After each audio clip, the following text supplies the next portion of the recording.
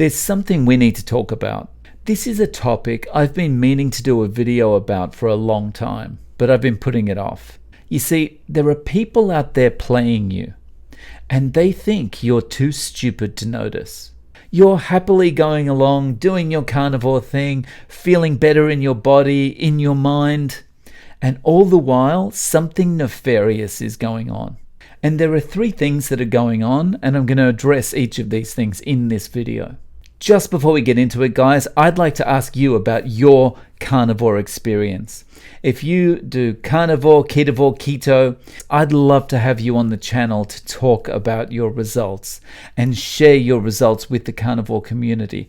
Now, there are 2 reasons for this. The first reason is that the more stories we get out there and the more testimonial evidence that's out there, the more likely it is that we're going to get more people coming into the carnivore community and giving it a try. The second thing is your testimonial is really good motivation for people that are already doing carnivore, that are already doing ketovore, keto. There are temptations all around us, and although we can be very strong, it's always good to be able to flip on a video and just hear someone else's story and get that extra little bit of motivation to help us to stay the distance. So I'd like to bring you on and share your story. Now, I'll try and make this as easy as possible for you to do. I'll fit in with your schedule. All you need to do is shoot me an email to realzerocarb@gmail.com. That should be on the screen now, realzerocarb@gmail.com. Just let me know your name, how long you've been on keto, ketovore, carnivore, and I'll get back to you and we'll sort out a time that works for you and we'll have a chat about your experience. So again, just shoot me an email, realzerocarb@gmail.com. I'm looking forward to hearing from you. Okay, so what are these 3 things? They're 3 things that are designed to mislead you, to get you away from carnivore, to get you away from keto or ketovore. They are designed to stop other people getting into that diet in the first place. Now, the reasons for why they are designed this way and why people want to keep you away from keto, ketovore, carnivore, that's for another discussion. But these 3 things are really important to talk about. So the first one is one that you hear commonly, and one of the biggest perpetrators of this piece of information is Dr. Neil Barnard from the Physicians Committee for Responsible Medicine. I think that's the right name. So his take is basically that red meat and other animal products cause type 2 diabetes. Now, this is despite red meat and other animal products not coming prepackaged with sugar-glazed donuts, but apparently they're going to cause type 2 diabetes. What's his reasoning? Well, his reasoning is that if you consume all this saturated fat, your cells are going to fill up with this saturated fat. And so when you then have also consumed sugar, the sugar is not going to be able to be cleared out of your bloodstream and put into the cells because the cells are locked and they're full of saturated fat. So they're saying, we can't take any more. So the sugar gets left to damage your body. So if we look at a situation that's analogous to this one, it might be a child finishing their dinner and then complaining to their mother and father, "You gave me way too much dinner tonight. I don't have any room to eat those mud pies that my friends and I made out of concrete and bleach today in the playground." What would your mother or father say to you if you said that? "I don't care if you've had too much dinner or not. Do not consume concrete and bleach. That's crazy. You're going to end up in hospital and need to get your stomach pumped." So it's the same with sugar. So Neil Barnard and people like Neil Barnard are saying, well, when you consume the sugar after consuming all this saturated fat, there's nowhere for the sugar to go. So that's how you get diabetes. It's because of the saturated fat. And the actual problem is the consumption of sugar. So when you stop consuming sugar, the risk of you getting diabetes goes to basically 0% because it was the sugar. Doesn't matter how much saturated fat you're eating. It was the sugar that was the problem. The same with the stomach ache and needing to get your stomach pumped in hospital. It wasn't because your parents gave you too much food for dinner. It was the dessert of concrete and bleach ice cream you made in the playground today, despite the fact you shouldn't be able to get hold of those things in a playground. But anyway, silly example. But the argument is silly from Neil Barnard. So that's the first thing. They think we are stupid. They think that people that might go and try carnivore out there are stupid. Well, don't consume fat because that'll lead to diabetes, because that means that your body can't do anything with the sugar. Well, your body wouldn't have to do anything with the sugar if you weren't consuming it in the first place, numpty. Number 2 is a common one that you hear from basically anyone that's opposed to doing carnivore or any other kind of ketogenic diet. And that is that you shouldn't do carnivore because it goes against the mainstream consensus. This is quite powerful for most people, because most people believe, well, if it's mainstream consensus, that means it's proven fact.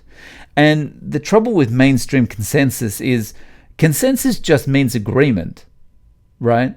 And what's mainstream anyway? Define mainstream. But consensus just means agreement. So that means that a group of people have got into a room and agreed on something. And that thing might be, we've got a lot of epidemiological studies, basically food survey related studies that say people that consume meat have more heart attacks, they have more instances of diabetes, they have more of these other problems, they're more obese, they're more this, they're more that, they're more the next thing, right?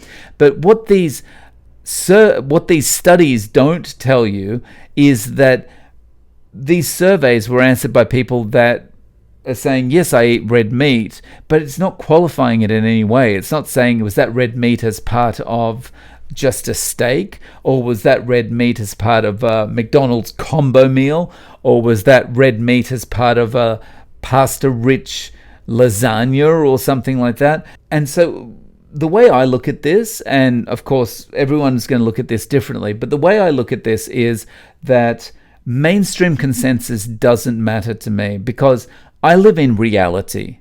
And often what mainstream consensus is, well, this is academically what it looks like. And, for most of us, certainly when you get above the age of probably 40, you realize that, what academia says is not necessarily how the world works.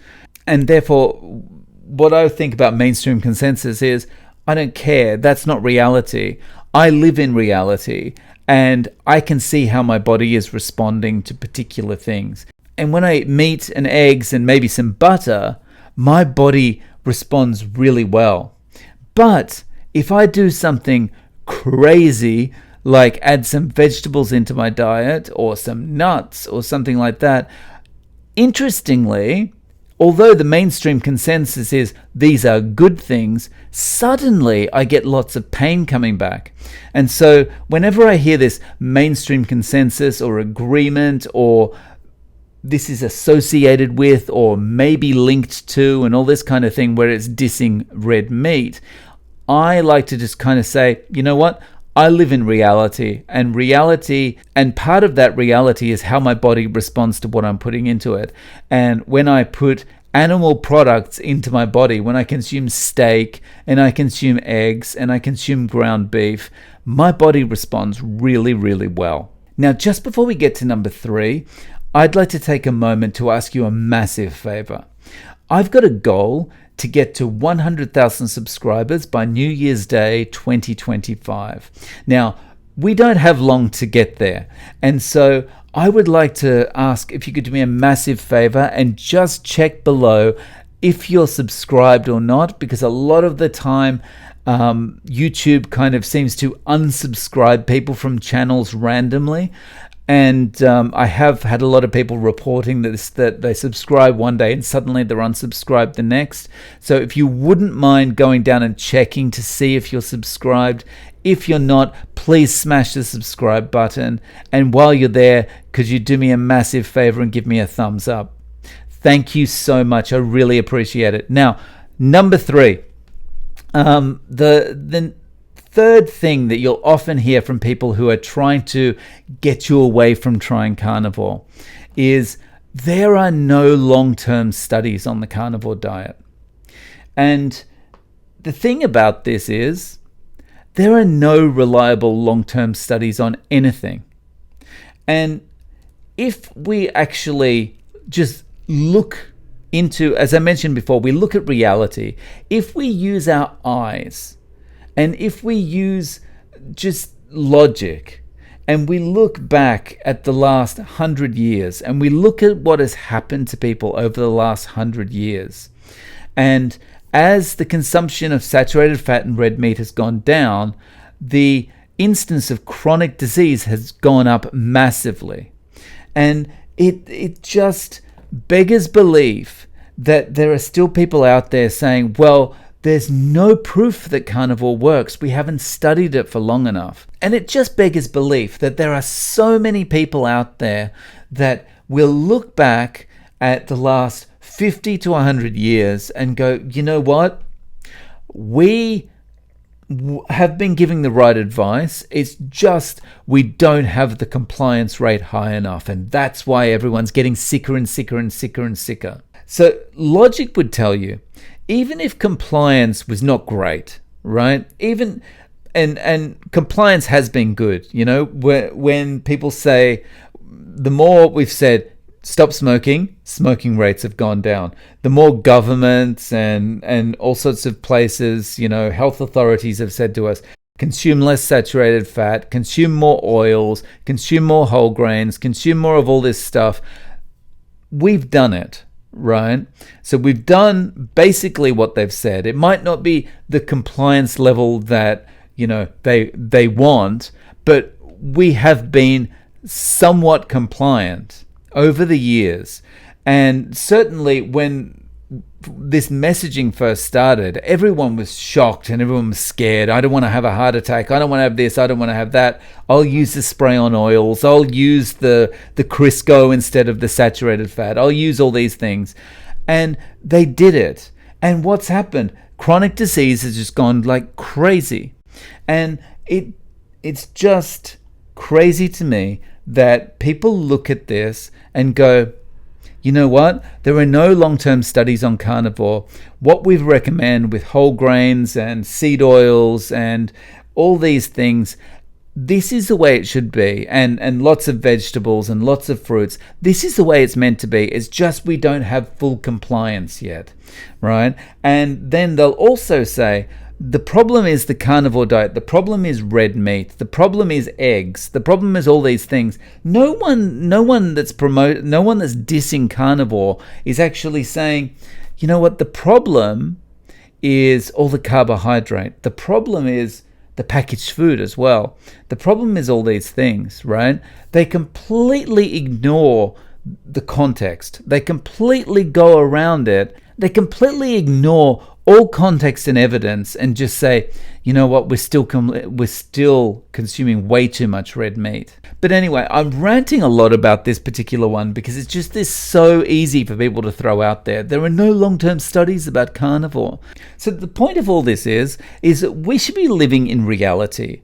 And if your body responds positively to eating in a particular way, and you have more energy when you're eating in a particular way, and you think more clearly, and you're more productive, and you're able to be a better parent for your children, and you're able to be a better husband or wife, boyfriend, girlfriend, whatever, and you're able to be a better just overall citizen, then that's the diet that you should be eating, right? Whether that happens to be carnivore or vegan or whatever, or, you know, cabbage diet, whatever it happens to be, just like this misleading people and saying, well, you know, there's no long-term studies on this and this thing causes diabetes when it's got just nothing to do with diabetes at all, is just unacceptable. So I'd love to know your thoughts in the comments below. And before you go, I've got an awesome interview for you here. Go on, click it. Please, go on, do it.